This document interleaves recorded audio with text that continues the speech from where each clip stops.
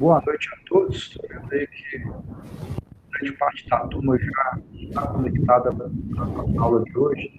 Bate-papo com a professora Zaira. A professora ela vai discorrer sobre o tema de seletividade. Boa noite a todos. Estou vendo aqui pelo chat, né? Muita gente nos cumprimentando, alguns com a câmera aberta, né? Conforme nós combinamos, nós tivemos aí um debate na última semana sobre seletividade penal, sobre o sistema carcerário brasileiro, e a atividade terá continuidade na aula de hoje, com uma convidada muito especial, que é a professora Zaira, amiga de longa data, né? Foi minha caloura no curso de Direito lá da PUC Minas, já há algum tempo, né, Zaira? É melhor a gente nem contar quanto tempo assim. Foi minha caloura, depois foi minha colega na pós-graduação lá na PUC, eu cursando doutorado, a Zaira cursando mestrado. Ela, no mestrado dela, ela trabalha, acabou de me lembrar aqui, a questão da diversidade de gênero, diversidade sexual no sistema penitenciário, né, nos nossos presídios, um tema bem interessante. A Zaira é pós-graduada em Direito Penal, é diretora da Abracrim para a diversidade sexual e também diretora da Comissão de Igualdade Racial, Abracrim, diretora da Abracrim para diversidade racial e também diretora da Comissão de Igualdade Racial da OAB. Tem muita propriedade para falar sobre esse tema. Tivemos juntos em um seminário no ano passado, no qual a Zaira foi, sem sombra de dúvida, juntamente com a Vanessa, a expositora mais elogiada dentre todos que estavam lá, pelo tema e pela forma de abordagem. Na época, ela falou sobre um tema que é pouco conhecido na graduação, que é o decolonialismo, né? E ela falou sobre esse tema lá. Mas hoje aqui ela vai falar um pouco sobre seletividade. A nossa aula já está sendo gravada, nós temos aí mais de 60% da turma já conectada, e vamos combinar o seguinte: vocês podem se manifestar acerca da fala pelo chat. Se eventualmente tiver alguma pergunta, vocês podem fazer pelo chat, que ao final a professora Zaira seleciona as perguntas para responder, ok? Vou passar a palavra agora para a professora Zaira, que irá discorrer, então, sobre seletividade penal no sistema brasileiro.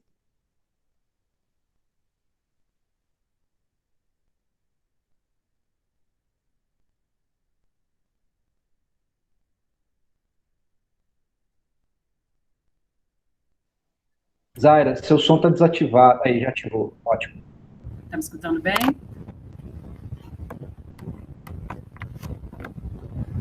Ok. Inicialmente, eu quero agradecer, Francisco, pela oportunidade.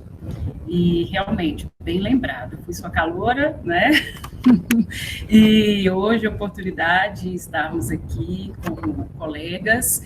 E o tema, para mim, foi bem oportuno, gostei, inclusive.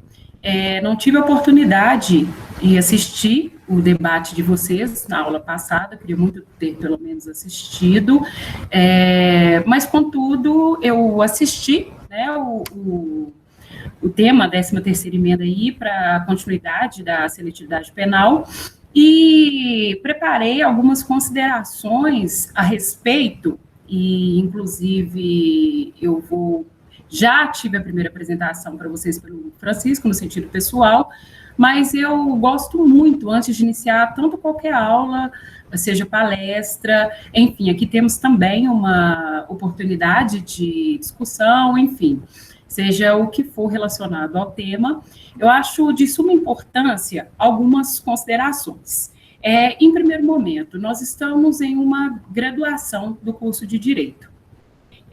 Eu tenho um perfil sempre muito provocativo. Por que provocativo?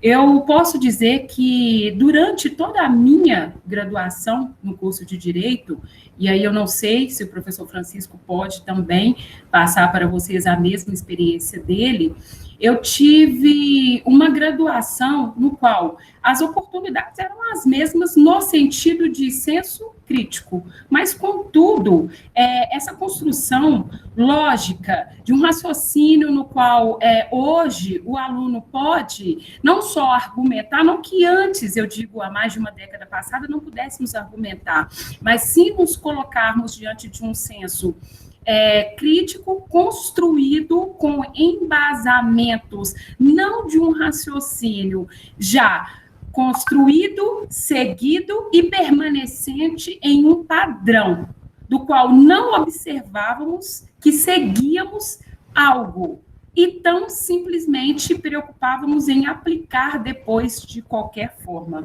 Por que eu estou dizendo isso aqui? E não sei se eu estou sendo expressiva o suficiente, eu vou tentar ser um pouco mais clara, porque a Zaira, enquanto estudante de direito, ela seguiu também padrões de condutas, de pensamentos, e simplesmente foi uma repetição daqueles raciocínios, daquelas construções lógicas já trazidas e impostas. Hoje, com uma maturidade voltada já na profissão de advogada criminalista, eu tenho uma percepção completamente diferente. Por isso é que eu, quando fui convidada pelo Francisco para conversar com vocês, e que eu considero, inclusive, isso aqui como uma conversa, em que temos a oportunidade igual, inclusive nessa construção do raciocínio, em dividir um pensamento no qual eu considero que as pessoas dentro de uma academia, nós temos por obrigação, inclusive, de raciocínio. Por que eu estou colocando isso? Trazendo já num tema que para mim já não é tão quando eu digo presente, não, perdão, um tema do qual eu já venho estudando já há mais de um ano, e iniciei em um assunto que tratava-se da decolonialidade. Hoje eu não consigo adentrar de uma forma específica com vocês, mas eu consigo apresentar para vocês o que seria, e aí eu vou falar mais do colonialismo, e essa seletividade penal. E do qual eu também não sei, aí talvez depois o professor Francisco pode falar para vocês melhor do que eu, que seria o direito penal do inimigo, né? Mas, enfim, hoje, inicialmente, eu trago um pensamento. O que seria uma mente colonizada? O que seria uma justiça penal desassociada da colonialidade? Quando se pensa na seletividade penal, temos que, logicamente, pensar nessas duas frases do qual eu acabei de apresentar para vocês. Por quê? Nós temos que, ao longo dos últimos 500 anos, um fluxo contínuo de acontecimentos históricos, padrões sociais, políticos e econômicos, que ficaram evidenciados sobre o que nós determinamos como modernidade. Assim, nós temos sobre uma perspectiva histórica, de um lado, a Europa, do outro, a África, Ásia e América. Portanto, a colonialidade, num sentido amplo e complexo, pode ser considerada como uma estrutura lógica de domínio colonial, usada para descrever as continuidades históricas entre os tempos coloniais e o presente. É importante levarmos em consideração que as relações de poder, tanto nas esferas econômica, política e social, não padeceram com o colonialismo. E se pensarmos nessa força invisível e que se perpetra as diferenças sociais e de classe entre povos, e preste atenção nisso, em qualquer país e qualquer região do mundo. O que eu estou querendo dizer? Eu vou além. Se pensarmos em uma justiça penal seletiva, e aí eu repito, entre os povos em qualquer país, em qualquer região do mundo, esse processo se constituiu em uma hierarquia ou uma dominação eurocentrizada e muito bem definida pelo professor Zaffaroni como um poder, uma estruturação verticalizada, exclusiva e altamente seletiva, no qual não se trata apenas de um originário genocídio, e sim a colonização mundial. Para que vocês consigam, acredito que visualizar isso bem, podem lembrar do documentário do qual vocês assistiram, da 13ª emenda. Até mesmo porque, por hora, eu ainda estou falando em um caráter mundial. Segundo, ainda no pensamento, né, de Zaffaroni, ou seja, esse brilhante jurista, nós estamos aqui plantando, a título de planeta, uma luta sobre o racismo. E hoje, agora sim, já trazendo para a América Latina, é um tanto quanto complexo, pois nós somos produtos de uma colonização. É por isso que veio a minha provocação inicial. Exatamente para que possamos raciocinar. Exatamente para que possamos pensar sobre de onde viemos. Então, parando-se para pensar que somos produtos de uma colonização, uma análise fria, nós somos a representação de toda a marginalização mundial. Por isso, todo aquele que cai contra esse padrão europeu, do qual foi bem empregado pela minha amiga Vanessa, no nosso artigo, todo padrão que foge ao homem heterossexual, branco, patriarcal, cristão, capitalista, é considerado subhumano, subproduto e subcidadão. Portanto, o sujeito colonial, eu quero dizer para vocês, é construído como o outro, não uma pessoa, é o outro. E esse sujeito subalterno é que tem que ser silenciado. É o silenciado na narrativa social capitalista. As próprias instituições sociais e de poder na sociedade começaram a adotar uma postura para justificar essa hierarquia. Vejam bem, eu assisti, eu li e acompanhei todo esse raciocínio. E agora, nessa exposição, inclusive enquanto eu estava preparando essa exposição, foi redundante, mas isso mesmo, preparando essa exposição, foi quando eu parei para poder pensar exatamente a nível mundial. Foram várias formas para poder se legitimar as diferenças. O direito não é diferente. E nem vai ser. Não é diferente de nenhuma das instituições de poder que reproduz esses padrões. E analisando a culpabilidade, pensamos exatamente que a culpabilidade ela é tida por vulnerabilidade. É a culpabilidade por vulnerabilidade. É uma justiça penal altamente seletiva que leva em conta a seletividade do sistema penal. O poder punitivo sempre discriminou os seres humanos e lhes conferiu um tratamento punitivo que não correspondia à condição de pessoas, dado que considerava apenas como entes, vejam bem, entes perigosos, entes daninhos, sendo assinalados, conforme foi descrito, caracterizado no direito penal do inimigo, aquelas pessoas como inimigos da sociedade. Na fala de Zaffaroni, ele também remete e diz: as leis, quanto à doutrina jurídica, legitimam o direito penal seletivo.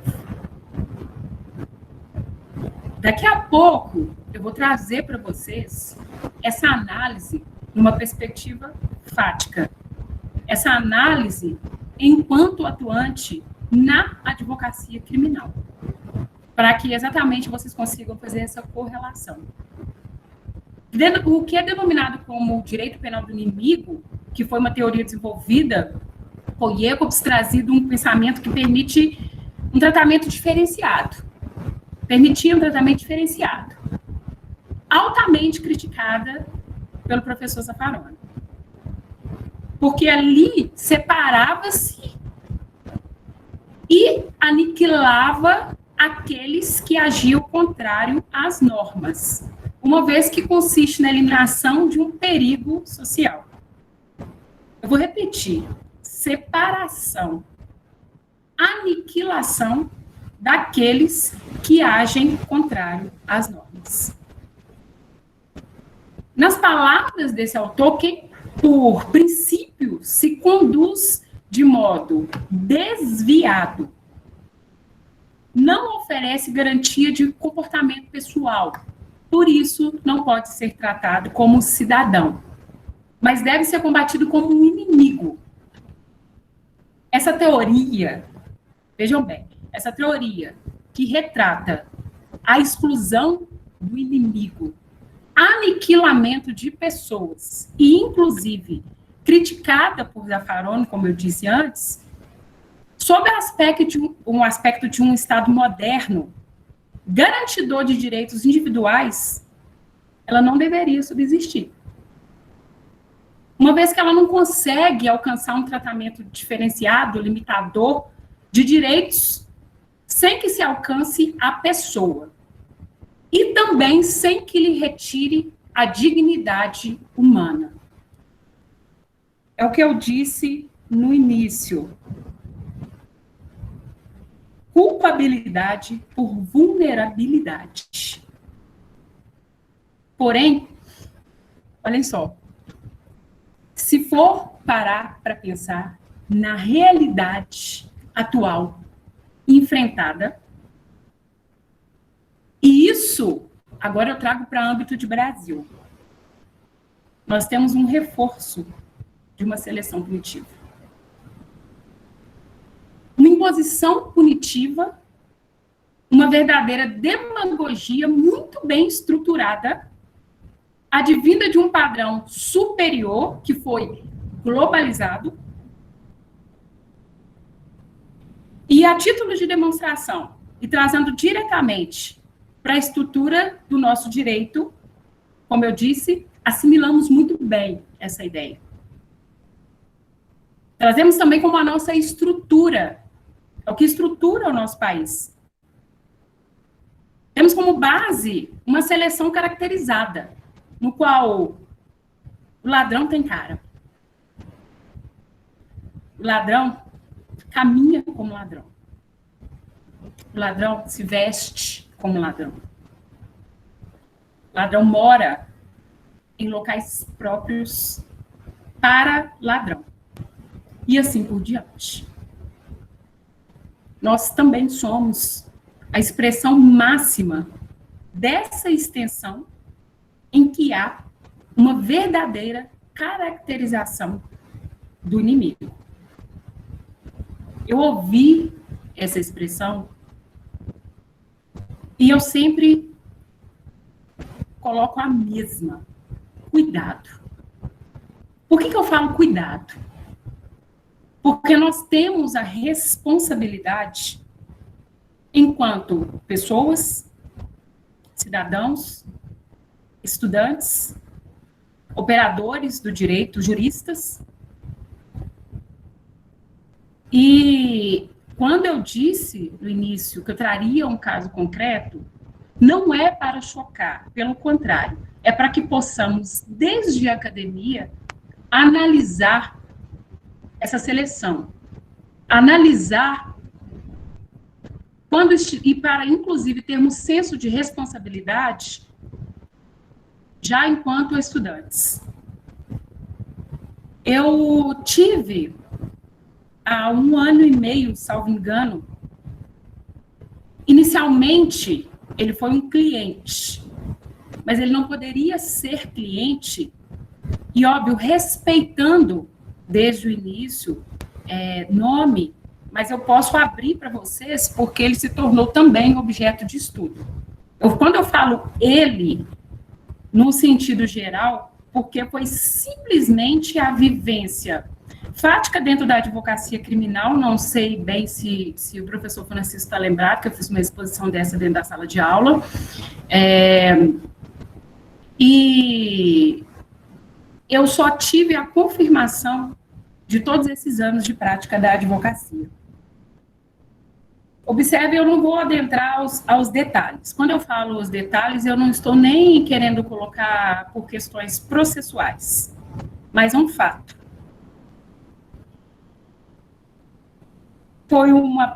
É uma pessoa, e foi um fato vivenciado dentro da minha família, e que depois outros advogados se envolveram, e o que aconteceu? Jovem, salvo engano, 25 anos, negro,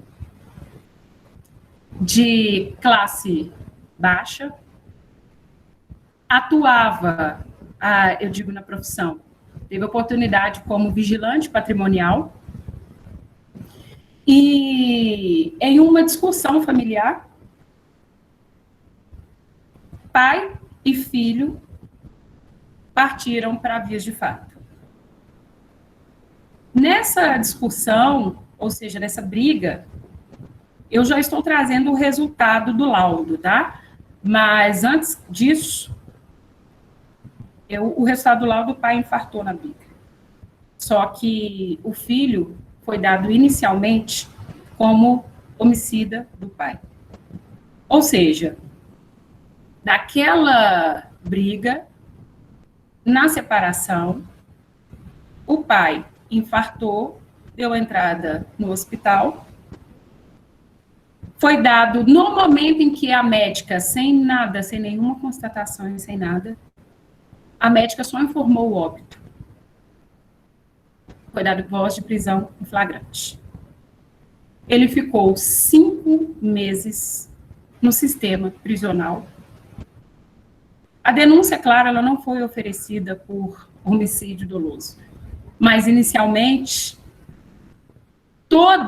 inclusive na audiência de custódia, tudo que eu falo, quando eu falo esse menino, porque para mim era como se fosse um menino, e eu tive acompanhamento, isso eu estou passando para vocês, uma situação de uma pessoa em que eu conheço, porque foram inúmeras situações assim, vivenciada. Eu não vou ler as perguntas e nenhuma colocação, senão eu vou desviar daqui, tá? Desculpem. E nenhuma... Perdão, perdi o raciocínio, agora vou ter que voltar no caso. Bom, enfim, esse rapaz, o que aconteceu com ele é o ponto que eu quero chegar com vocês, tá? Ele ficou 5 meses dentro do sistema prisional. Lá dentro, ele foi espancado, estuprado, ele apanhava todos os dias. Tudo o que vocês puderem pensar e que já tiveram notícias a respeito de o que se perpassa dentro do sistema prisional, foi o que aconteceu com ele. Até mesmo porque um homicida de pai e de mãe, ele é tido também. O tratamento é dado assim como um estuprador. Ele entrou na roda. Ele entrou na roda porque ele seria o próximo a morrer. Eu não sei dizer se seria graças a Deus, se foi sorte, o que é. O que eu posso dizer para vocês é que na mesma semana que ele entrou na roda da morte, se assim eu posso dizer, saiu o laudo de constatação do que foi a causa. Na verdade, nem foi o que foi a causa, porque foi causa indeterminada. Mas o pai dele sofreu um infarto, ele tinha um problema do coração, independente, como eu disse, eu não vou adentrar agora ao mérito da questão. Até que a promotora tivesse Isso aí se passaram 5 meses. E a promotora não quis pronunciar. O processo foi redistribuído. E depois, por excesso de prazo, ele saiu.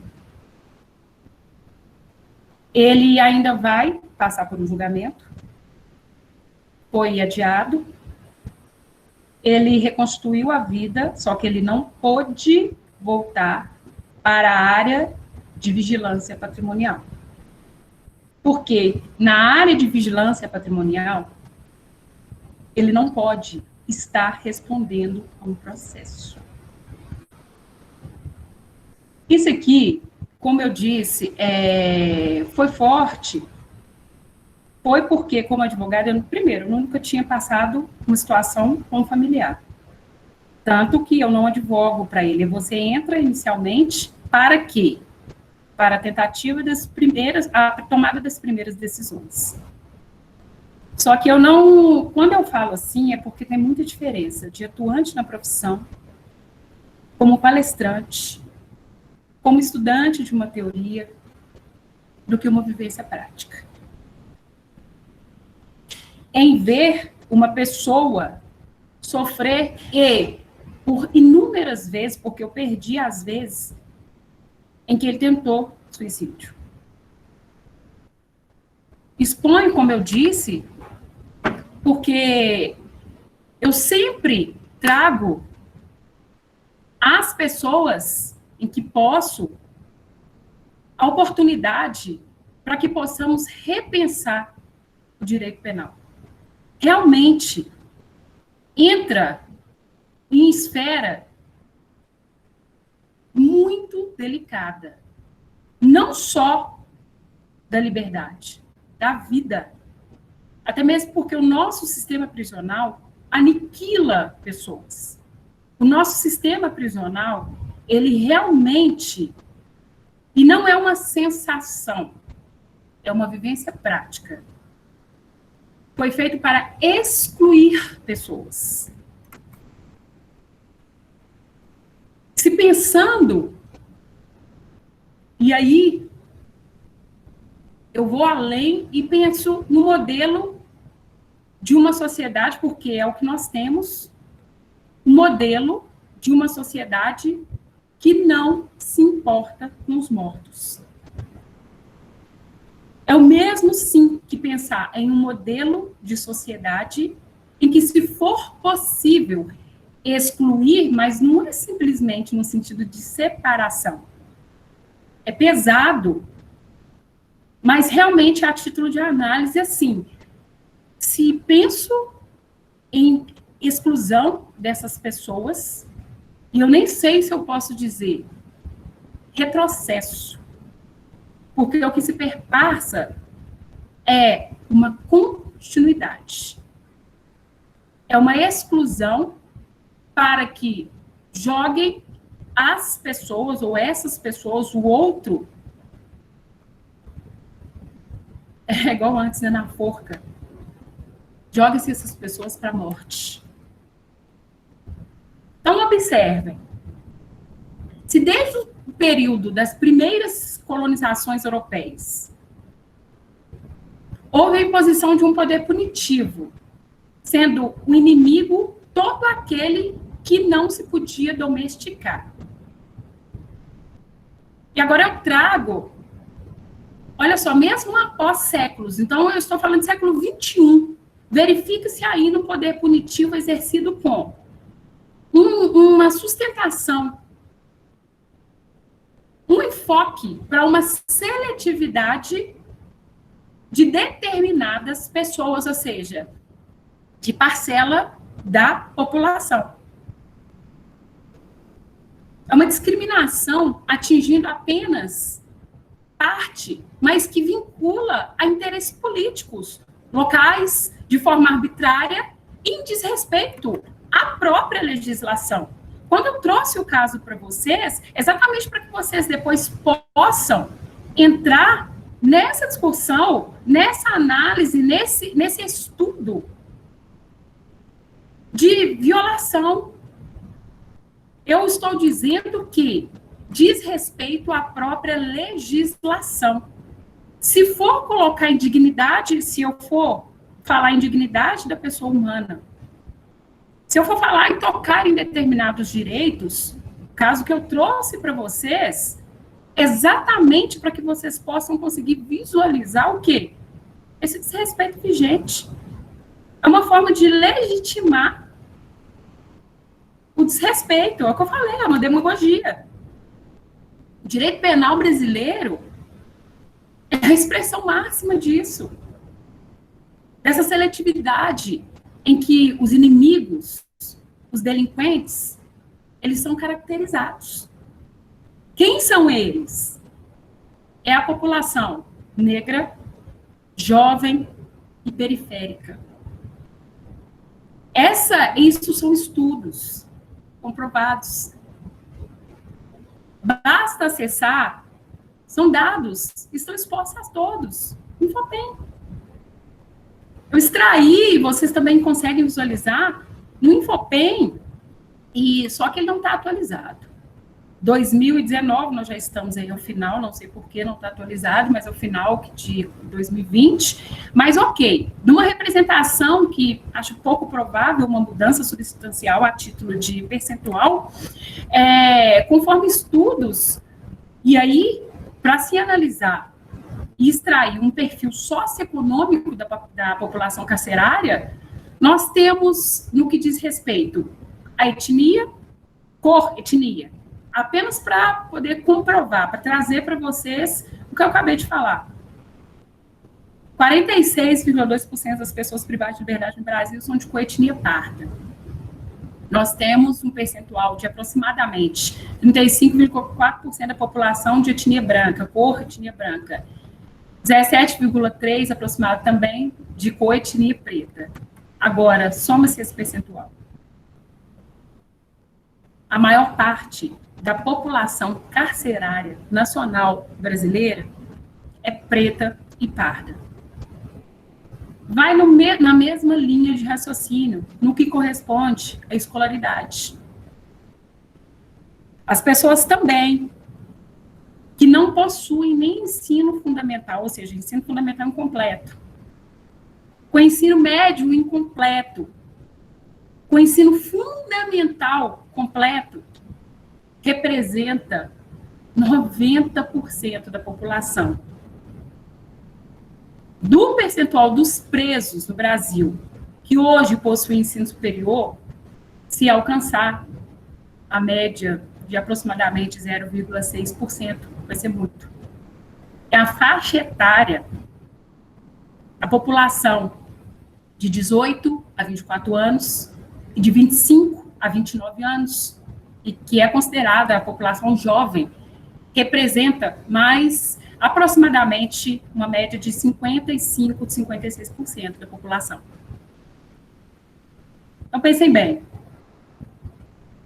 Como parte da política voltada para a defesa dos cidadãos, combate aos crimes, e não a pessoa.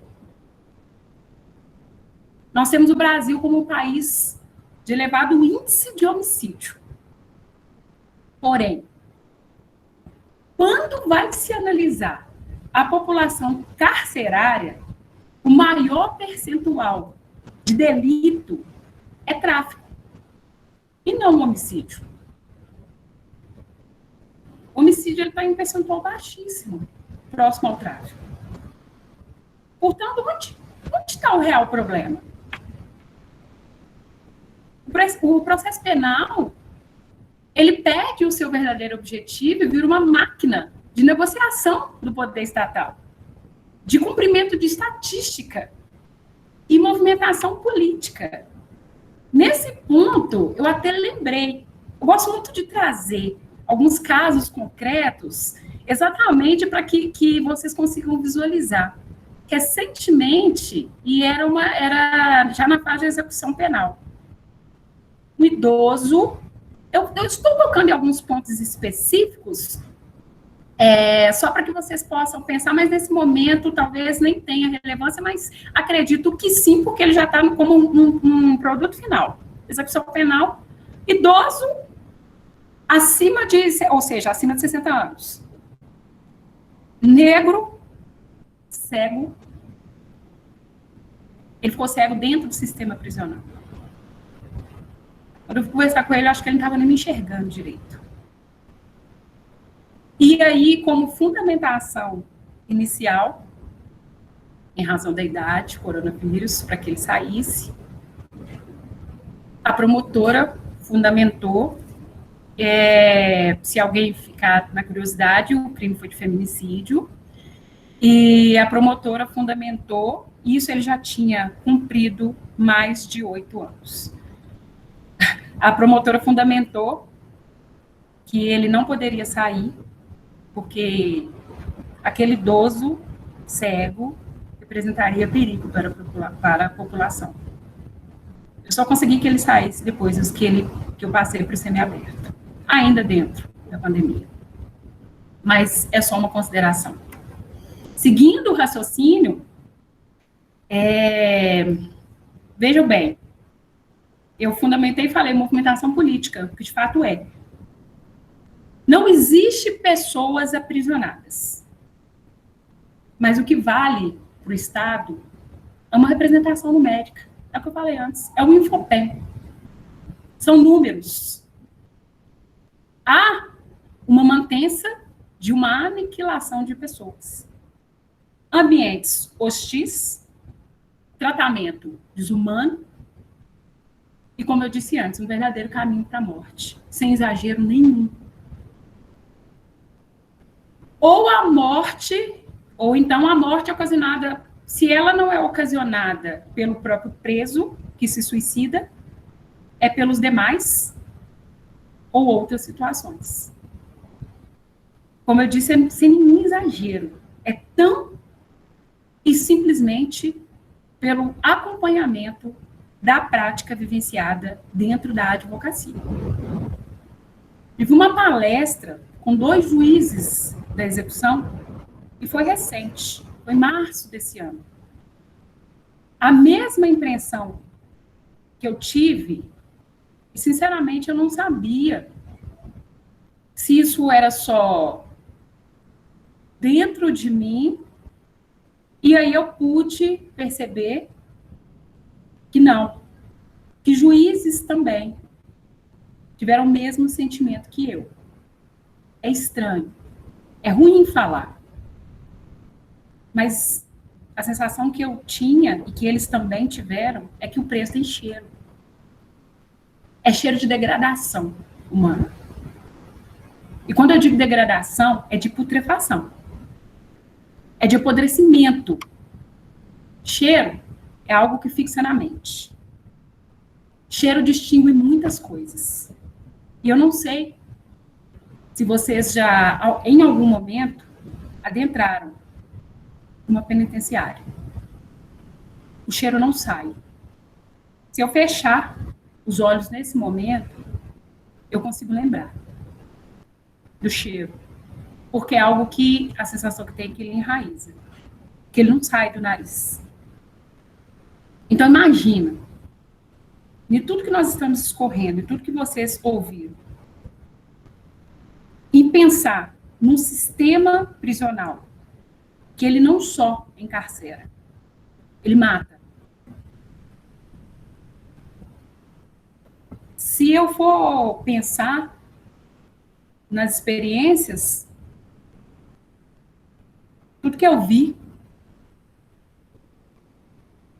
e aí vocês podem pensar enquanto longe, enquanto perto, mas são pessoas. Para quem está fora, para quem trabalha com números, para o Estado, para um cumprimento, é fácil tomar decisões rápidas.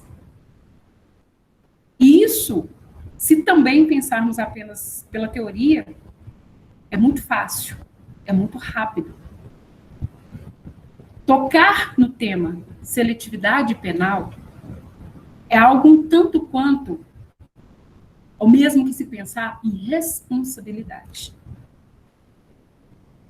Quando se fala em pensar em um direito penal igualitário e não seletista, nós temos que pensar com maior responsabilidade.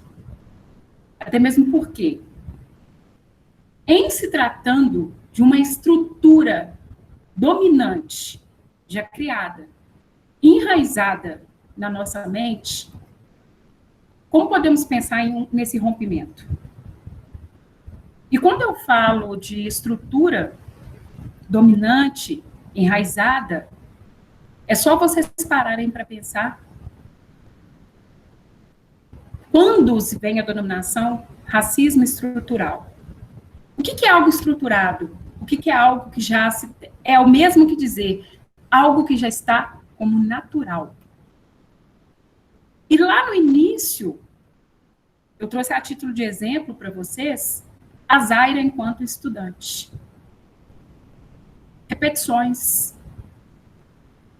análises prontas, acabada. Hoje, em uma vivência prática, ou você, se você escolhe para a área penal, ou você abandona, vive no mundo das teorias, ou então você se torna exatamente como eu assisti uma brilhante palestra do professor Zaffaroni, ou você se torna um verdadeiro lutador. Porque não é fácil. Realmente não é fácil. E, como eu disse, eu sempre gosto de deixar algumas lacunas e eu gosto muito que possamos pensar. E aí em conjunto, porque não se tem resposta. Porque eu vou passar para vocês já de algumas leituras e que nem resposta ainda também por mim foi encontrada. Deixo uma provocação. Se a gente pensar nas possíveis soluções, eu acabei de falar que nós vivemos, né, numa estrutura social enraizada. Se temos que pensar na população carcerária, ou na população de um modo geral, o que nós devemos pensar para melhoria? Para não exclusão ou não seleção penal? Será que nós temos que pensar na educação da população? Como que nós podemos enxergar a solução desses conflitos? Que necessariamente existe há séculos. Quais seriam os mecanismos, se eu não sei, se poderíamos usar como os pacificadores? Quais soluções possíveis? O que nós poderíamos pensar? Essas foram algumas perguntas que já me vêm correndo há tempos. Várias sugestões, vários métodos implantados, nada ainda eficaz. Mas e hoje? O que nós podemos contribuir? O que podemos pensar nesse sentido, a esse respeito? Deixo aberto para que possamos conversar. Agradeço, professor Francisco, pela oportunidade. E, mais uma vez, espero ter contribuído. Ok, professora Zaira. Inicialmente, gostaria de ressaltar aqui. Me parece aqui que a conexão da Zaira caiu. Deixa eu chamar ela de volta aqui.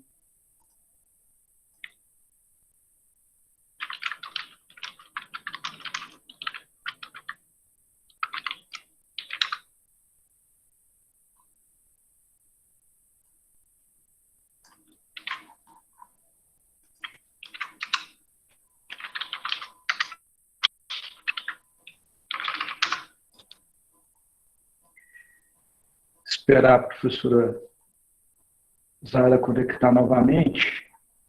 Na verdade, a conexão, inclusive a minha conexão caiu aqui. Durante a fala dela, eu fiquei sem ouvi-la e também sem vê-la. Tive que desconectar e conectar pelo telefone. Parece que essa chuva atrapalhou todo mundo. Ela me falou que, coincidentemente, a dela caiu logo no fim da palestra. Ela vai conectar aqui novamente. Já me mandou aqui, pediu desculpa. Caiu. Zaira, seu microfone está desligado. Eu fui apertar o microfone para desligar e apertei para sair. Não tem problema não. Eu estava falando aqui, Zaira, na verdade a minha conexão caiu um pouco durante a sua fala. Eu estou sem Wi-Fi aqui em casa. Durante a fala o Wi-Fi desconectou. Tive que conectar pelo telefone, né? Agora eu estou conectado aqui pelo telefone. Alguns alunos estão me relatando também alguma dificuldade. Está chovendo muito em Pará de Minas hoje, não sei como está em Belo Horizonte. E muitos alunos estão me relatando essa dificuldade de conexão, toda hora cair e voltar, né? Mas, de toda forma, Zara, nós temos 53 alunos na turma e temos 50 alunos conectados. Ou seja, é uma palestra que está tendo um ibope excelente na nossa turma de processo penal. Eu acho que muito também da propaganda verdadeira que eu fiz, né? Acerca da sua qualidade. Tenho recebido aqui muitas mensagens aqui no grupo de WhatsApp da turma e também aqui pelo chat, elogiando a sua fala. A professora Zaira, como eu disse no início, ela é mestranda em Direito Penal pela PUC Minas, ela é diretora para a Igualdade Racial da ABRACRIM, Associação Brasileira de Advogados Criminalistas. Ela também é diretora para a Igualdade Racial da Comissão da OAB Minas. E advogada, não falei isso no início, mas é importante ressaltar, advogada criminalista militante, né? Assim como professor de vocês, o que é muito importante. E o que ela disse aí, mais ao final da fala, é bem verdade. Quando você resolve atuar com o direito penal, com o processo penal, ou você desiste e fica só na teoria, ou fica como a gente, né, Zara? Vira militante. Vira militante por causas sociais, vira militante aí por questão de igualdade social, defendendo o sistema penal menos lesivo, menos violento, mais justo, mais igualitário.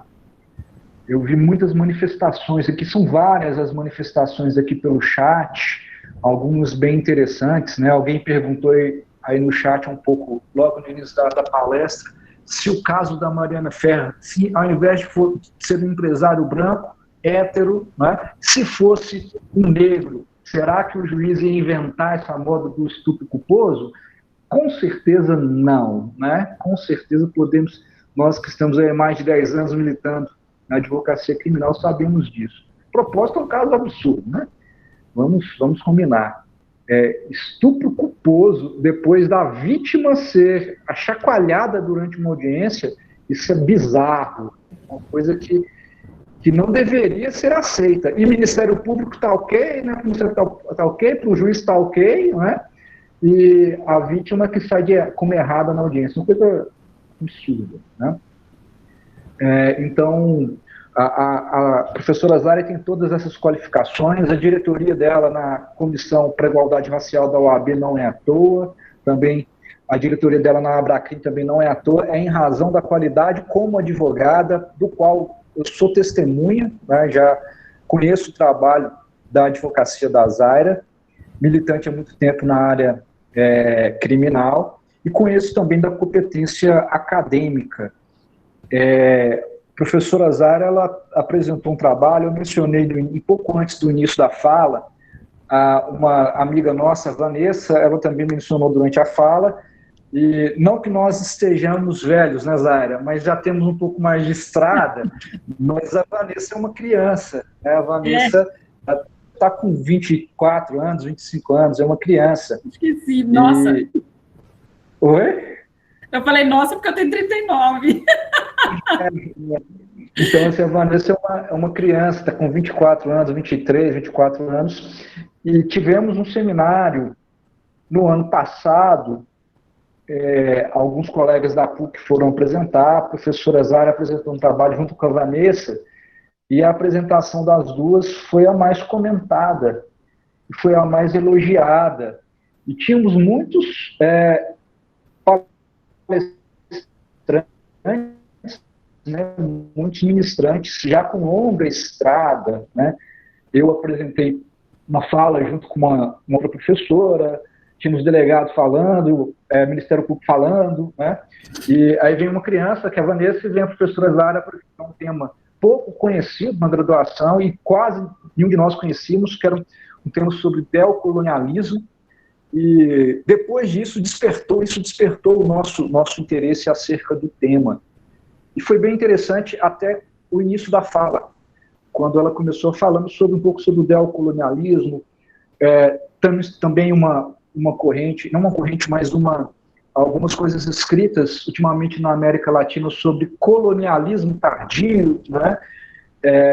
O professor Zaffaroni, todo mundo que é penalista e ativista tem o Zaffaroni como referência, que ele fala desse colonialismo tardio, que ainda somos colonizados, mas de uma outra forma, né?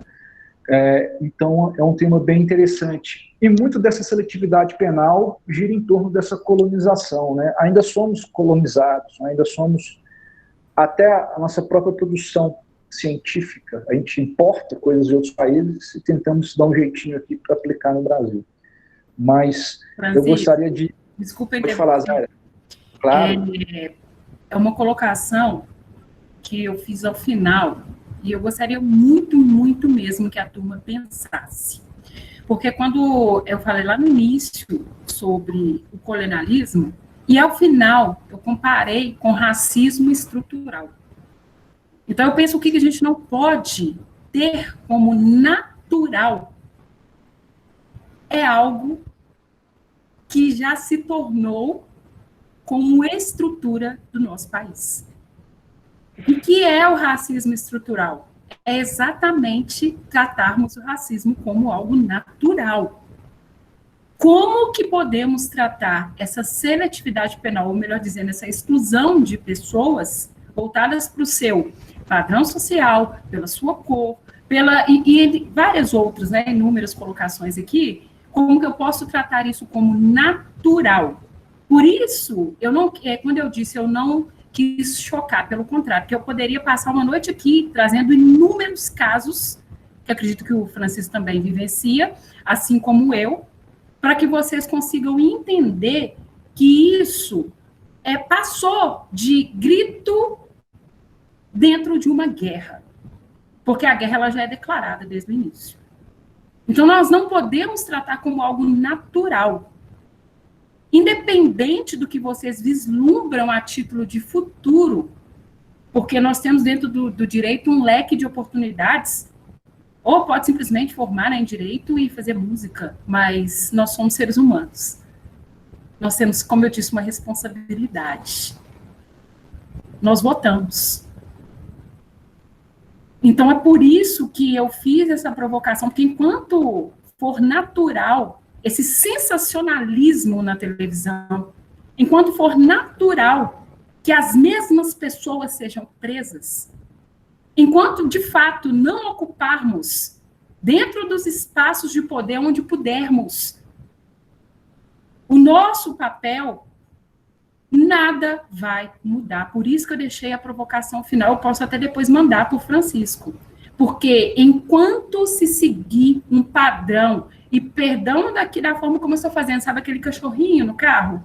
Enquanto ficar assim, tudo vai permanecer. Independente de todas as lutas, independente de todas... nós temos aí, né, os gritos de socorro.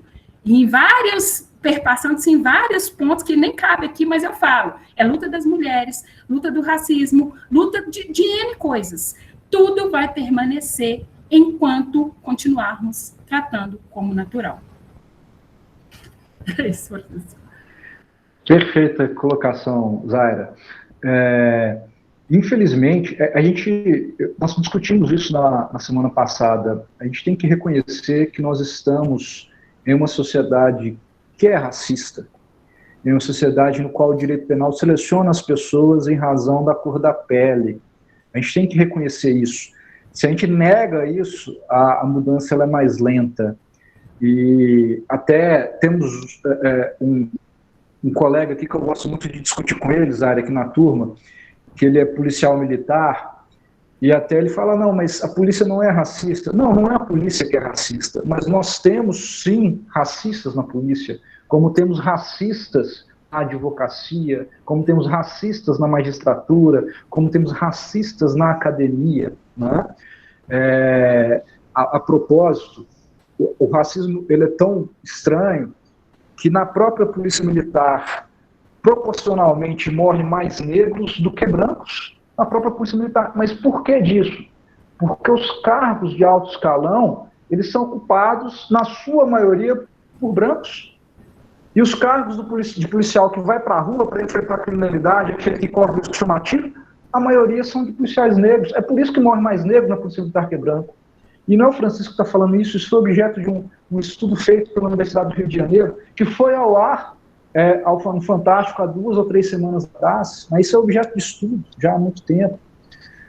Não é natural que a proporção de negros e pardos no sistema penitenciário seja muito maior do que a população de negros e pardos da sociedade. Isso não é natural. Não é natural que o juiz coloque em uma sentença que o criminoso não tem as características, que o condenado não tem as características de um criminoso porque é louro e tem olhos claros. Isso não é natural, isso não está certo. Como o juiz do interior de São Paulo colocou no ano passado, isso não é certo. Não é? A gente tem que lutar por mudanças. E não é natural que um juiz coloque um estupro culposo numa sentença para absolver alguém. Né? Isso também é algo que nos assusta. Menos natural ainda é uma vítima de um processo ser achacoalhada na audiência e o Ministério Público não intervir. Onde estava o Ministério Público ali, intervir, falar, doutor, você está passando o limite. Onde estava o juiz ali para caçar a palavra do advogado. Não é? A doutora Zara já fez júri, eu faço júri. Nós não chegamos no júri e achacoalhamos a vítima só para beneficiar o nosso cliente. Nós fazemos isso. Porque a vítima é uma pessoa que merece todo o respeito, assim como aquele que está sendo acusado. Não é? Então, é um absurdo esse tipo de coisa. A gente não pode achar como normal, como natural, ou que o advogado estava no papel dele, ou que o promotor está no papel dele quando faz esse tipo de coisa. Isso não pode ocorrer. Né? Então, é por isso que, às vezes, eu bato muito na tecla, não só com vocês, mas com todas as turmas que eu leciono, e muita gente pensa, mas o Francisco tem essa posição, aquela posição, o Francisco é abolicionista, o Francisco é isso, é aquilo. Mas não, porque a gente que está na prática, a gente vê o que não funciona e a gente tem a esperança, né, Zara, que sejam vocês que estão na faculdade, que serão juízes, promotores, delegados, ministros, senadores, quem sabe presidente da República, que vão mudar essa situação. Né? Eu tenho certeza que se qualquer um de vocês um dia chegar na presidência da República, serão presidentes muito melhores do que o que nós temos e do que o que nós já tivemos. Tenho certeza disso. Né? Agora eu gostaria, nós temos aí ainda 20 minutos, gostaria, quem tiver se sentir confortável, abrir a palavra para vocês, podem falar ao microfone. Façam perguntas, aproveitem, né? Explorem a professora Zara aí com perguntas. Pode ir lá, Vitor. Professora, está dando para me ouvir tranquilo? Estou ouvindo.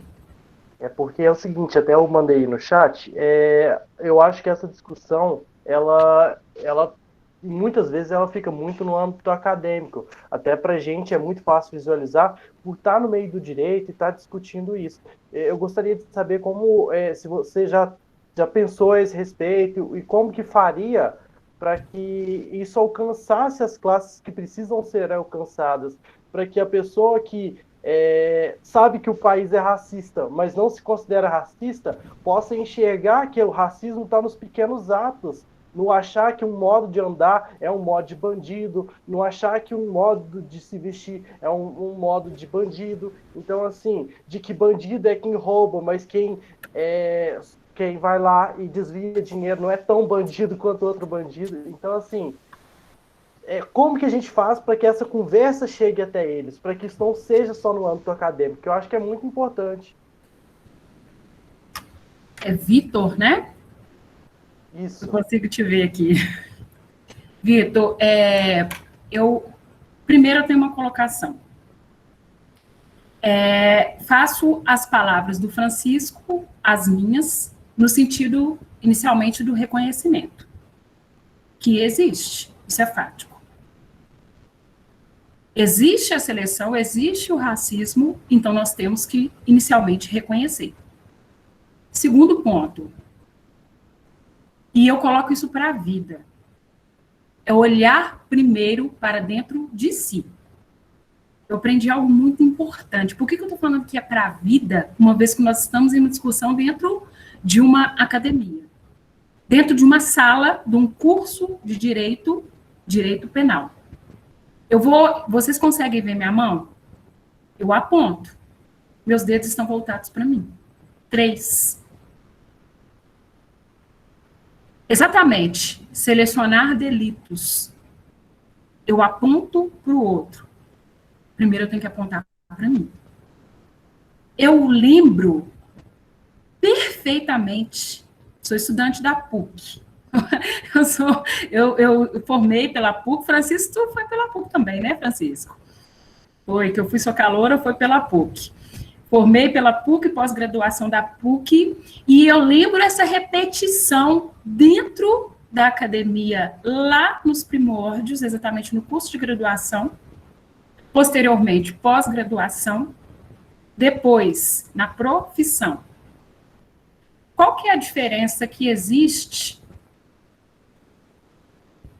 Um pequeno delito, um grande delito, e quando isso é voltado para você, inicialmente. Por que para você o peso vai ser menor do que para o outro? Para você não existe. Por isso que eu falei que, passado o ponto das considerações iniciais da existência dessa separação, eu volto para dentro de mim primeiro. Porque se fosse eu delinquindo. Esqueçam o que vocês estão vendo aí, quando eu falo eu, não é a Zaira, não. São todos vocês. Até mesmo porque eu sou negra, eu sou mulher, enfim, não quero tocar nem nesse ponto. Sai agora dessa esfera e olha a sua população em torno. Faça as comparações. Para pensar, como eu falei lá no início, lá no início não, nem foi no início, foi no meio, com essa responsabilidade, primeiro eu não nego, segundo eu olho para mim, e terceiro eu olho no entorno. Mudar uma estrutura, realmente, é difícil, é o mesmo que pensar nos seus princípios familiares. É o mesmo que pensar nos princípios da sua vida, porque princípio é um instituto. Como é que eu vou mudar isso tudo, Zaira? Eu tenho que mexer em tudo. É por isso que eu coloquei lá no finalzinho a nossa responsabilidade. E eu falo nossa, é porque é de todo mundo. E eu sou esperançosa. Eu já vi muita coisa mudando. Eu sou uma lutadora, assim como Francisco e diversos outros. Porque uma coisa eu aprendi para a vida. Se a minha responsabilidade nesse momento é falar com vocês, se de alguma forma eu puder contribuir com vocês, se uma pessoa eu consigo fazer, e quando eu falo eu consigo, porque eu tenho responsabilidade nesse momento, com que ela estude com responsabilidade, com o mínimo de dignidade e respeito pelo outro, eu já me dou por satisfeita. Além da graduação, aí eu coloco para os demais, eu preparo pessoas para a área de segurança pública. Eu preparei militares, hoje polícia penal, né, que eram os agentes penitenciários, bombeiros, e muita coisa eu vi antes dessas pessoas assumirem a profissão. Primeiro pensamento é acabar com o outro. E quando eu falo acabar com o outro, é o que nós acabamos de discutir agora. Porque eu vou matar, porque eu vou acabar com tudo que tem de pior, ou seja, o inimigo, o delinquente, o padronizado como o ladrão, assim como eu falei. e se aconteceu igual com a Zaira? E se o ladrão é o seu primo? E se o ladrão é seu irmão?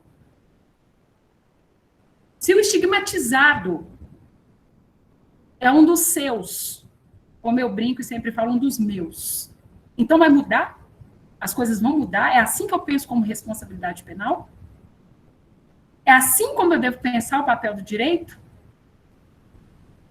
Então, Vitor, em resposta à sua pergunta, nós temos muito o que realmente repensar. Várias coisas nós não temos que abandonar. Eu estou tentando aqui lembrar a fala do Zaffaroni, porque, gente, foi sensacional. Ele fala, nós temos... Eu esqueci agora, mas eu vou lembrar até o final. Ele fala, nós temos... É o mesmo que falar, nós podemos sim adaptar modelos, mas nós não podemos... Cuidado com copiar. É o mesmo que eu falo, cuidado quando estudamos, para não virarmos repetidores, para o senso comum não continuar e realmente para que possamos, talvez, agir de um modo diferente. É isso.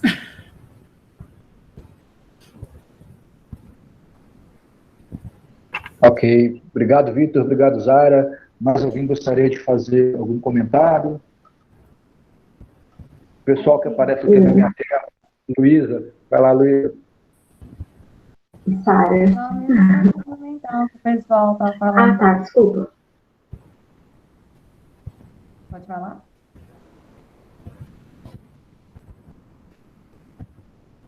Vai lá, Luísa. Pode ser você. Boa noite. É só mesmo para complementar o que a gente falou no debate da aula passada, e nesse também sobre a seletividade, e o pessoal está mandando no chat mesmo, que o primeiro passo é reconhecermos que somos todos, temos essa raiz do preconceito enraizada mesmo, e que o primeiro passo é a gente mudar. E eu até comentei aqui em casa hoje sobre o julgamento do caso da Mariana, se não me engano, que foi um absurdo como que aconteceu, e a gente fica pensando, a gente até questionou como que seria se ainda fosse uma pessoa negra, sem reconhecimento nem nada, e que isso não tivesse vindo à tona, como que a seletividade pega nesse sentido também, e que é um absurdo pensar que isso ainda existe. Só que um ponto, como acho que foi a Bárbara que falou no chat, a gente não desistir, e nós somos jovens e estamos estudando direito, querer um caminho diferente para que isso possa mudar no meio jurídico, né, que isso muito.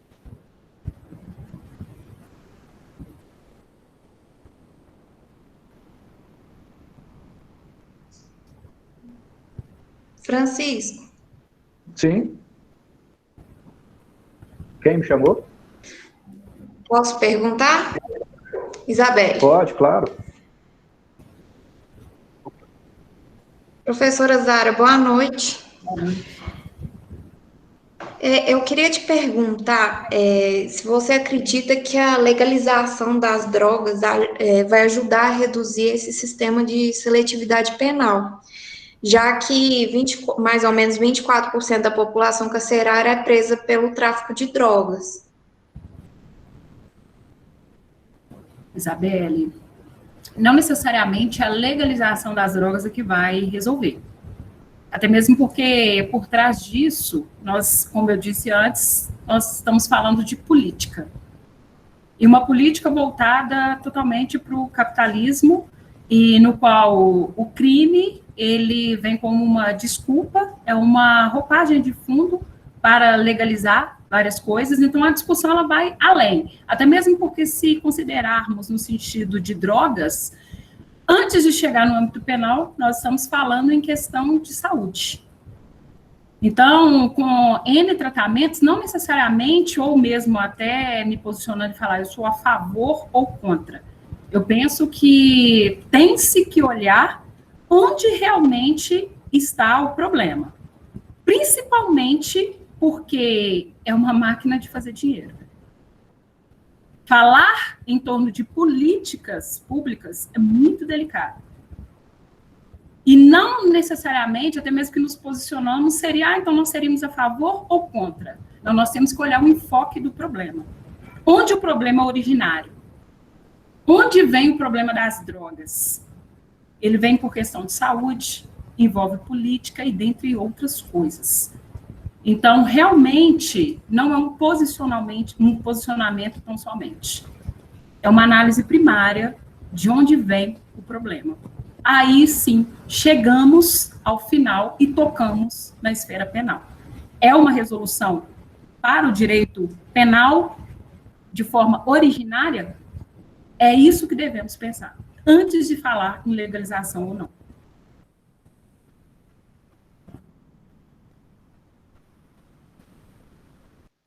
Perfeito. A Luísa fez um comentário antes, Aira, sobre o caso da Mari Ferrer, né? Falhou, Da digital, o caso da Mari Ferrer sobre a digital influencer, né? Que estavam vítimas de estupro de vulnerável em processo e o juiz absolveu colocando na sentença que o estupro foi culposo. É uma novidade aí. E ela foi humilhada na sentença, mas eu perguntei a ela que ela disse que foi apenas um comentário, né? Que realmente, se o acusado não fosse um homem branco hétero, empresário de classe alta, e sim um negro, pelo que ela disse, provavelmente ele seria condenado, né? O juiz não iria inventar essa modalidade de estupro culposo. A Sara me parece que ia fazer uma pergunta, mas eu não estou vendo se ela continuou conectada. Parece que ele ia fazer, mas caiu a conexão. Ela está por aí? Tá, né? Okay. Você ia perguntar também? Igor, pode fazer a pergunta? Claro. Boa noite para todo mundo, boa noite, professora. O que eu quero perguntar pega um pouquinho do que a Isabelle falou. Eu queria saber seu posicionamento a respeito de, assim, ao longo das últimas décadas, a gente já teve várias reformas nas legislações que a gente tem, e junto com o pouco avanço da sociedade em questão de discriminação, essas coisas, a gente vê que elas são inaplicáveis ou muito mal aplicáveis, essas reformas que a gente teve na legislação. Então, por mais que no papel pareça uma vitória para as minorias, na realidade, na prática, não é assim. Então, eu queria saber seu posicionamento se continuar fazendo reforma nas legislações e com o pouco avanço da sociedade, é suficiente para a gente conseguir mudar. Porque enquanto a gente não mudar o sistema econômico, os meios de produção e fazer realmente uma mudança na sociedade, essas evoluções de pensamentos pequenos, principalmente na academia e na classe média que tem mais acesso, não são, a meu ponto de ver, não são suficientes essas evoluções junto com as reformas legislativas que a gente tem. Eu queria saber seu posicionamento, se a gente precisa de mais coisa além disso. É Sara, né? Isso. Sara, eu não consegui compreender bem no meio da sua fala, mas ao final ficou bem compreensível, tá? E eu espero que eu tenha entendido bem. Mas a sua colocação, ela foi precisa e, inclusive, não só respondendo assim como ilustrando isso, é o que eu tenho percebido em algumas atuações, mas aí eu troco de papel. Eu não estou como advogada do ofensor. Por incrível que pareça, e até faz parte de um projeto que eu estou desenvolvendo agora, eu estou como advogada das vítimas, mulheres que sofreram violência doméstica. E que, inclusive, nem sabem que podem ter uma advogada ali acompanhando. O que eu percebo? Exatamente a ausência de instrução. A ausência de uma educação. Não adianta se ter reforma. E nem sei se eu posso falar em avanço da legislação, porque a sensação que se tem, e acredito que sim, é um despreparo de quem está ali. Então, como que eu posso falar em uma evolução, porque é uma construção social, e quando eu falo como um todo, se na ponta de cá eu tenho pessoas totalmente, e quando eu digo no sentido de sem educação, é na literalidade da palavra.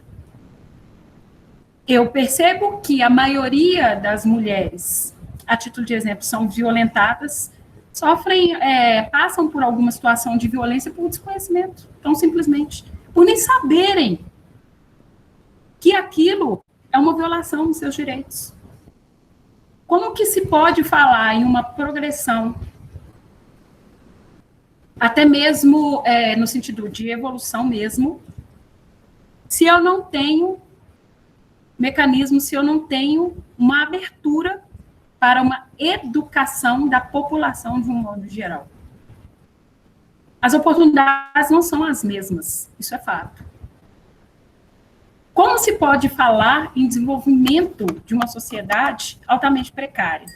Exatamente nesse sentido. Foi uma colocação muito bem, ao mesmo tempo que você fez uma pergunta, você já ponderou de uma forma em que você afirmou o que penso e o que é fato. É perceptível. Eu sinto na atuação por elas. E vejo que o desconhecimento gera consequências graves. Desconhecimento dos direitos, principalmente. O desconhecimento, quando eu falo de consequências graves, ele vai muito além. Nós somos a sociedade. Nós somos participantes. Eu não posso simplesmente sentar na minha cadeira, independente se eu não fosse advogada, se vocês não fossem estudantes de direito, até mesmo que entendo que quando se fala em estudo é de um modo geral, em todas as áreas, pode-se agregar conhecimentos. Então, como que eu posso simplesmente sentar na minha cadeira e tirar a minha parcela de contribuição? Como que eu posso querer uma evolução, uma sociedade, seja a forma que for que eu possa denominar isso? Se tudo, no que diz respeito à intelectualidade de um ser humano, não existe. É o que eu falei antes, é mediocridade mesmo. Agora uma pergunta, e aí eu volto para vocês. Todos tiveram a mesma oportunidade na faculdade de vocês? Quantos estudam com bolsa? Quantos que não sabem nem fazer uma redação para conseguir entrar na faculdade? Tem muita coisa a se pensar. Eu considero como muito bem empregada a sua colocação. Foi também, ao mesmo tempo, a minha linha de raciocínio, agreguei com os complementos apenas, e que essa turma possa, de fato, não só nessa matéria, assim como nas demais, pensar de um modo diferenciado. Quando eu falo diferenciado, eu acho que eu estou falando essa palavra o tempo inteiro, é com um senso de responsabilidade, que é o que realmente nós devemos ter. E quando eu falo na evolução de um ser humano, eu não posso considerar de forma parcial. Quando eu falo na evolução de uma sociedade, na legislação, não tem como eu considerar de forma parcial. É um conjunto. Eu estou falando em uma estrutura social, política e econômica. Então, eu tenho que pensar realmente em tudo.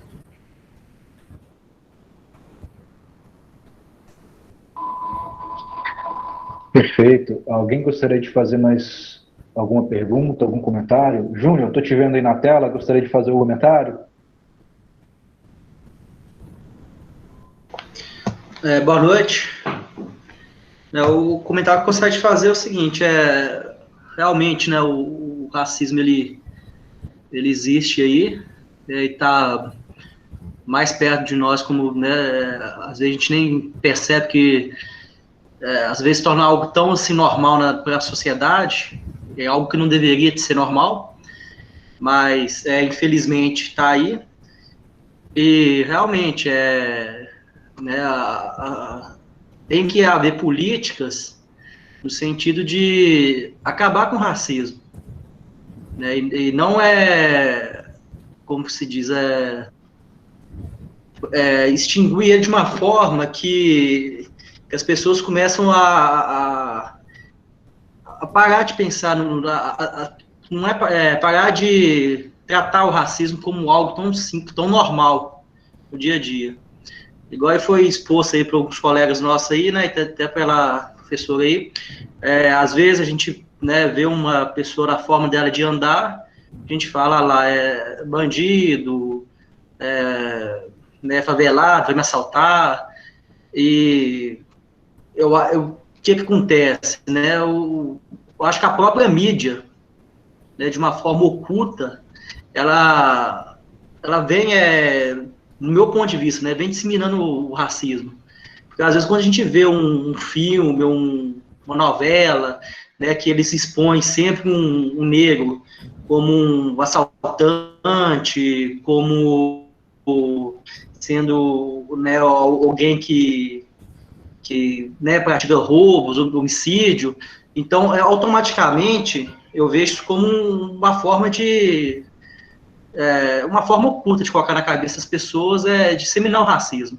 Então, eu acho que não é dessa forma que a gente tem que combater o racismo. Ele tem que ser combatido de forma diferente.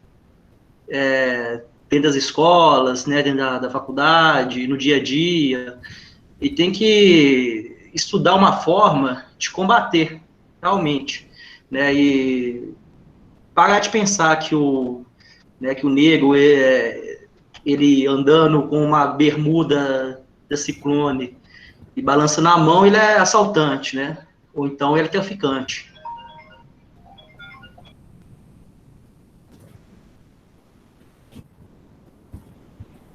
Ok, Júnior. Professora, Rafael parece que quer falar alguma coisa. Quer falar alguma coisa, Rafael? Eu gostaria só de colocar aqui uma questão que a professora... Boa noite, primeiramente, a todos. Francisco, Zaira, todos os alunos. A questão sobre oportunidades, de há pouco, tem uma música, é um rap, eu não sei se o pessoal vai conhecer, é a Cá do Flamengo, onde ele cita, antes de iniciar a música, ele fala que antes dele virar traficante na favela, ele ia trabalhar, acordava todo dia cedo, descia o morro, e lá embaixo ele era recebido por policiais, né, levava tapa, falava que a marmita que ele estava levando para o trabalho estava levando droga para fora da favela, era muito discriminado. E assim, colocando isso, eu queria saber, até em relação ao posicionamento, e o que você acha quando a gente fala que a guerra não é contra as drogas, não é contra a criminalidade, a guerra é contra o preto, na favela, e que, assim, ao mesmo tempo que passa essa imagem, a gente vê o Estado, empresários, políticos, alimentando essa imagem da favela, porque, né, são as milícias que fornecem armas, são políticos que fornecem drogas. Então, assim, gostaria de ouvir seu posicionamento e o que nós, quanto a nós, assim, o que nós podemos fazer, onde nós podemos agir para mudar isso, que eu vejo que é uma coisa muito, muito enraizada na nossa sociedade. Rafael? Isso. Rafael, eu não conheço, tá, a música, mas entendi perfeitamente o que você colocou e já vi também isso perpassado, assim, em diversas outras culturas musicais. Eu até gostei muito de uma recente, que eu sou fã de Elza Soares, e apresentei, foi até numa palestra da OAB, a respeito das mulheres negras, e o que ela fala é exatamente isso, essa estrutura social já enraizada, e qual seria, na verdade ela não coloca qual seria ou contra quem seria a nossa verdadeira luta. É só algo que já é declarado, como antes exposto por toda a turma, né? Eu falo, as pessoas tiveram a oportunidade de falar, e acredito que no debate de vocês anterior, relacionada a questão do racismo, e aí tocando já na tonalidade de pele mesmo, eu apresentei para vocês na exposição de hoje. Porque quando se fala do negro, colocou ali como o preto, pardo. É o mesmo que falar assim, o não branco, porque inclui a maior parte da população brasileira. Então, a luta realmente é contra quem? É contra pessoas, é contra um sistema, um Estado altamente seletivo, e realmente contra quem seria a nossa real luta? Contra esse poder punitivo estatal e a valorização mesmo, ou seja, a reafirmação dos nossos direitos. E eu nem vou tocar no ponto relacionado à Constituição. Porque se eu for aqui expressar na sua dimensão máxima, relacionada à dignidade da pessoa humana, porque para mim, quando se fala humano, independe de tudo. Independe de cor, raça, sexo, religião. Isso para mim. Só que eu reconheço exatamente a nossa estruturação de poder. Se pararmos para poder analisar o que eu trouxe como tema do colonialismo ou neocolonialismo, inicialmente, inclusive, vou voltar um pouquinho. As pessoas, enquanto seres viventes em uma sociedade, não entendem, não reconhecem a nossa estrutura, as nossas origens. Negar isso é o mesmo que negar tudo o que estamos trazendo no campo penal. Porque é tão simples. Eu vou conseguir, eu não sei, até mesmo porque vai publicar agora esse artigo desenvolvido, e vocês terão, sim, como ter acesso, porque, claro, para um leigo seria inicialmente difícil. Mas basta pensar um pouquinho, até mesmo que se eu for olhar em questão de estudos, lá, e tem bastante tempo, tá? Se eu for colocar aí na parte ainda antes de adentrar a faculdade, ou seja, lá no ensino médio, se a gente for colocar tudo que foi ensinado, tudo óbvio que é errado. Quando fala-se de colonização, colonialidade do poder, tem que se atentar de onde veio, para que veio, quem cumpriu aquele papel, quem foram as pessoas daquele cenário. Tudo justifica e fundamenta a nossa sociedade hoje, moldada e padronizada. Todo momento que eu estou dizendo que essa estruturação, toda a nossa formação veio disso. Então, negar isso é o mesmo que eu negar o ensino. Então, esse reconhecimento, e aí eu volto para a sua colocação, a luta verdadeiramente é contra quem? É um Estado, o poderio do Estado, o poder do Estado, ou é a luta contra aquele que é tido como criminoso? A luta é contra, primeiro, a luta é contra, e agora eu vou retirar esse termo luta, tá? O que nós temos que pensar? No fato ou na pessoa que cometeu o fato? A pessoa. Para pensar nos bens jurídicos. Sinceramente, eu nem sei. Acredito que sim. Vocês já tenham tido essa aula. Qual que é a seleção que se faz? Eu sempre volto, vocês podem perceber como um tom de pergunta, porque é fácil dar resposta pronta e acabada. Aqui eu só me posicionei.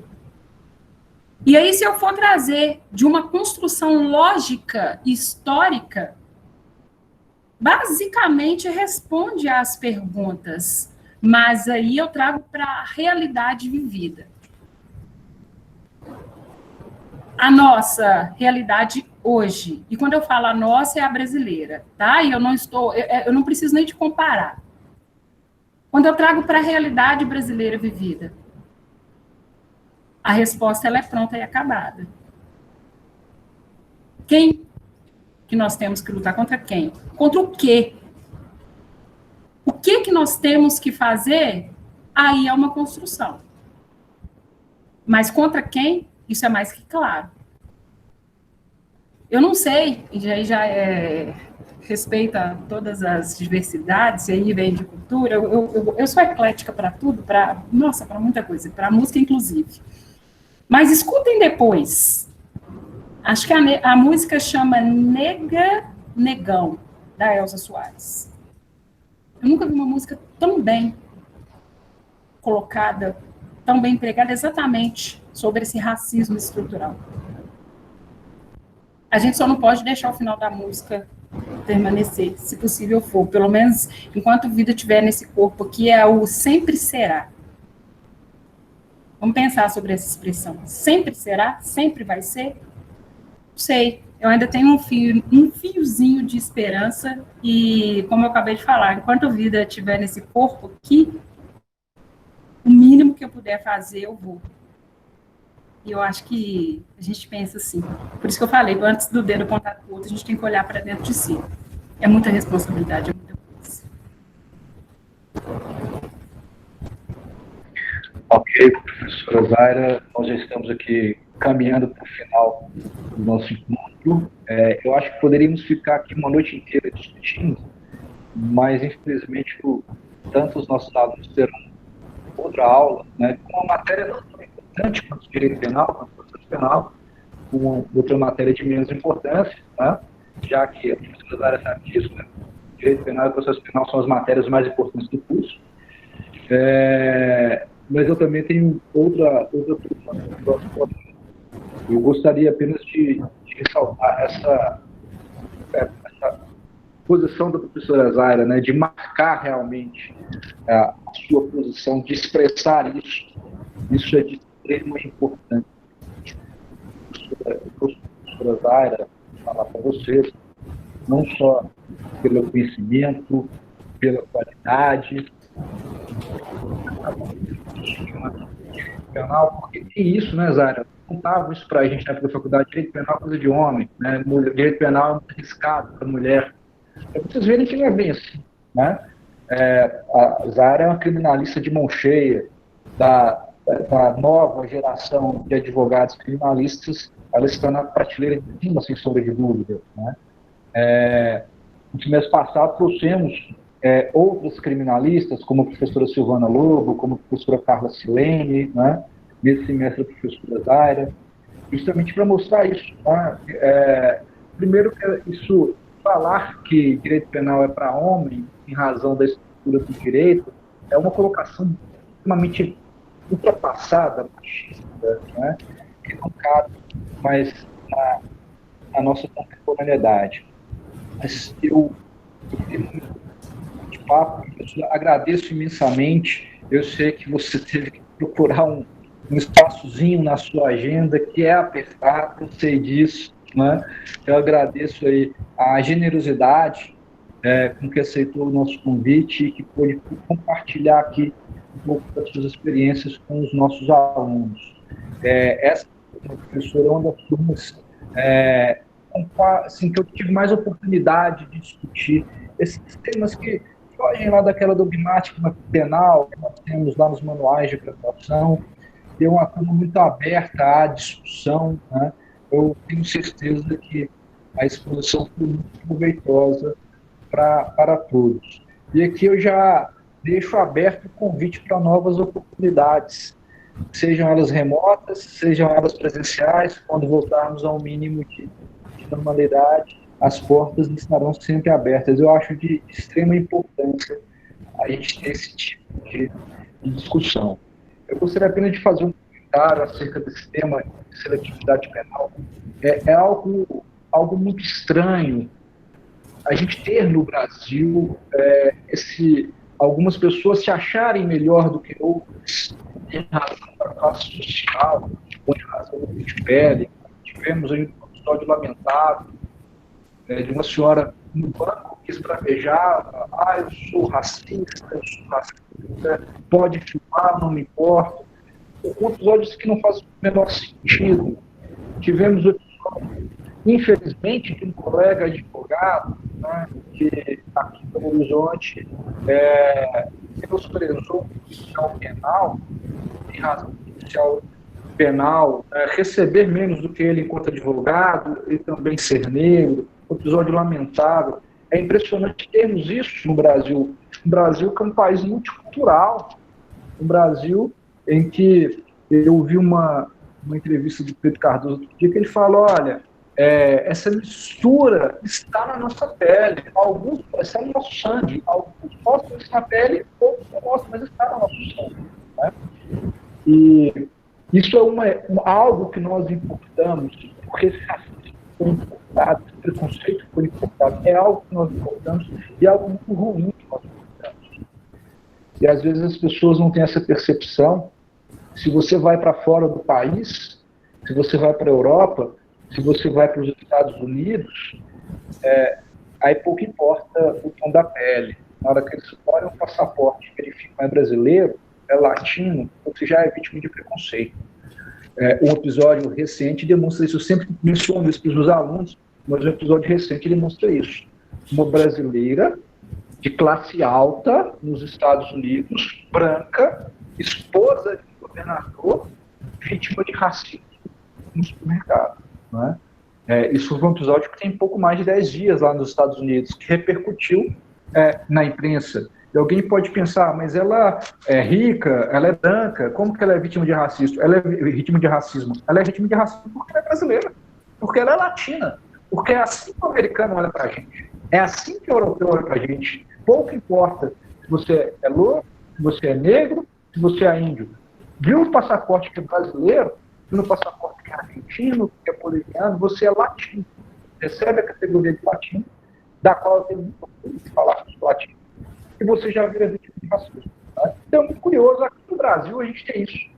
Porque a gente tem que se identificar como um povo só, como uma cultura só, né? Como a Zara bem disse, somos todos humanos, dignidade da pessoa humana, ver o ser humano como humano, somente. Né? Isso é de muita importância. Então eu agradeço a participação de todos estão aí até agora nos acompanhando. Já extrapolamos o horário da aula, todos estão aí ainda. Agradeço a oportunidade de todos. E mais uma vez, professora Zara, muito obrigado pela generosidade, muito obrigado por abrilhantar as nossas discussões com colocações tão excelentes. Eu que agradeço, Francisco, eu agradeço a todos também a oportunidade, que possamos ter mais momentos